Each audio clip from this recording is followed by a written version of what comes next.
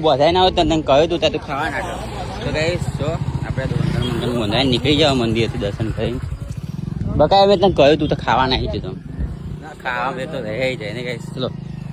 હવે દર્શન કરી લીધા હવે જઈએ આપણે કંસોલી અને અહીંથી તો હવે કંસોલી ખાસું રહ્યું હતું બી તાપ તો જો हमारी कार स्कॉर्पियो है क्या नहीं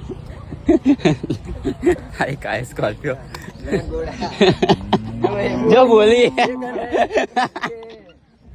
स्कॉर्पियो वन मारे तो गाइस चलो हम बिना दर्शन करवा जाइए હવે સણસોલી એક મંદિર દર્શન કરી લીધા